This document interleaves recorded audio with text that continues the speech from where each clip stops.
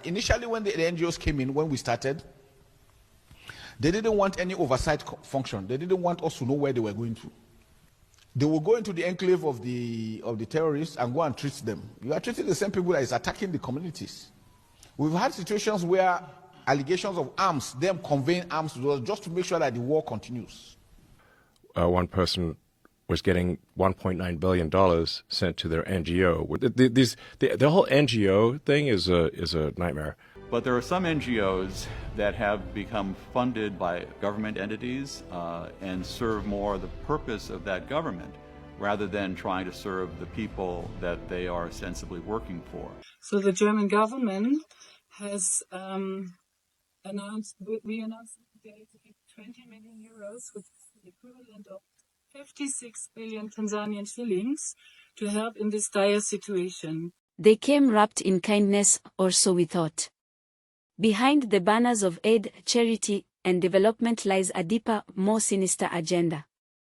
Are NGOs truly helping Africa, or are they the West's new weapon of silent control? Welcome to Afriscope TV, where Africa speaks and the world listens. Hit that subscribe button, and let's expose the truth they've been hiding. Non-governmental organizations, NGOs, are often seen as saviors, building schools, providing food, and helping the poor. But who funds them? Where do their instructions come from? In reality, many large NGOs are financed by Western governments, global foundations like the Bill and Melinda Gates Foundation, or international banks like the World Bank and IMF. So, how non-governmental are they really? Yes. NGOs, there are so many things. If we want to go into NGO issues, there are so many things I had. Initially, when the NGOs came in, when we started, they didn't want any oversight function. They didn't want us to know where they were going to. We had issues with that because now they will go into the enclave of the terrorists and go and treat them. You are treating the same people that is attacking the communities. You tell them no, that you are neutral. How neutral can you be? We've had situations where allegations of arms, them conveying arms to us just to make sure that the war continues. We've had situations where they will tell you they are taking food to communities. Halfway, they will tell you the trailer has broken down. By next morning, the trailer is empty. And that vehicle that is broken down, the driver will just go and drive it and take it back. So what had happened? You have funded those guys. You are taking care of them equally. We've had several situations like that. So we said, no, it can't continue like that. And that's why we insisted with the state government that, look, the state government must know what's going on. So if any NGO comes, it must be registered. We must monitor what's going on. We've had situations where NGOs will come in with unidentified individuals entering communities. You don't even know what they're doing. They don't have NGO ID cards. They are not part of the government. Who is taking them to? What are they going there for? And so by the time we start monitoring what they were doing, we noticed things started getting better. So which means something is going on somewhere. Because they come from all over the world and you don't know who is who. So that's why for every country, please regulate what the NGOs are doing, monitor what they're doing.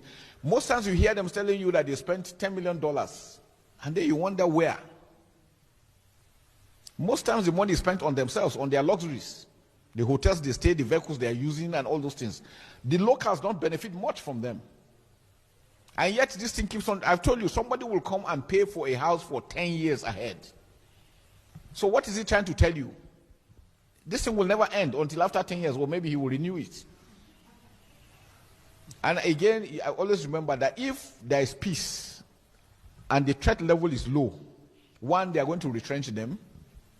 Two, their hazard allowance will reduce. How many of them will want that? We're not saying all of them are bad. No, some are really doing very well. Some are extremely doing very well. But again, please don't just assume they're just monitor what's going on, monitor what's being spent. I think it's important. The hidden agenda.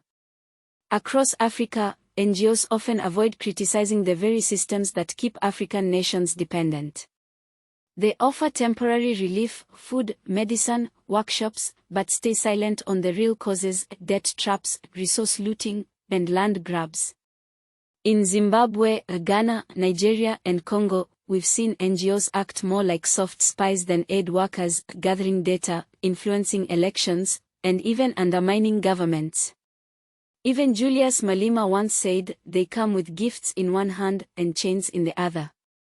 But there are some NGOs that have become funded by government entities and serve more the purpose of that government rather than trying to serve the people that they are ostensibly working for. One thing we saw in the 1980s, at that point the Central Intelligence Agency had been largely discredited because of scandals that had been exposed in the 1970s. For 15 years, the CIA has secretly financed overseas activity. But then there came to light a fantastic web of CIA penetrations. So when the Reagan administration came in, there was this concept that instead of having the CIA, which traditionally would go into these different target countries, funding their media, funding NGOs, funding different political operations, that was essentially farmed out to a new organization called the National Endowment for Democracy, which was created in 1983. And it would do pretty much what the agency used to do. It would go into one of these countries and it would support various political groups, train activists, deal with journalists, business groups, and try to advance U.S. foreign policy interests, sometimes against the interests of the host government, the target government. And beyond that, they received financial and other logistical help from the National Endowment for Democracy and other U.S. agencies that helped them training activists, working with journalists to get their side presented more favorably. They work on things like, how do you get traction? How do you get things to go viral? How do you then use that to generate support for your cause? And it's a misnomer, because if you have a government-funded non-governmental organization, you're simply a government-funded organization. It's an oxymoron. Right. It's a loophole. Yes. It basically, the government-funded NGOs are a way to do things that would be illegal if they were the government, but are somehow made legal if it's sent to a so-called nonprofit. But these nonprofits are then used to, people cash out these nonprofits. They become very wealthy through nonprofits. They pay themselves enormous sums through these nonprofits. In the colonial era, missionaries came with the Bible while the empire came with guns. Today, NGOs come with brochures, grants, and capacity building, but the empire is still watching. Look closely who benefits most when African agriculture is modernized by Western NGOs. Often, it's Western agribusiness companies that take over indigenous lands after pilot programs are introduced. Do you know anything about the Serengeti that you haven't learned from The Lion King? The Serengeti is the traditional home of the Maasai people. And the Maasai have been evicted from the Serengeti in 1959 with the promise that they will receive a different land. That is the place I'm standing in the Ngorongoro conservation area. It was proposed that they can live here with their livestock and cultivate here, but now the government wants to extend more tourism. They want to build 5-star hotels, they want to make more money, and now the Maasai communities are trying to fight back. In 2021, the Tanzanian government decided that they want to start pushing the people out of this area, which they had promised originally that the people can keep forever. They have suspended all social services. No school, no hospital, no government. Last summer, tens of thousands of Maasai were coming together in what was probably the largest protest of the community in decades. And their demand is very clear. Either the government keeps their promise and allows them to stay here in this land, which they have been in for the last 70 years, or they want to have back their ancestral land in the Serengeti. The way forward. Not all NGOs are bad, but we must ask, who funds them? Who benefits? Africa must build community-based organizations, funded and led by Africans, for Africans. Pan-African unity is the only way to break the chain of dependency. It's time to think beyond charity. It's time for sovereignty.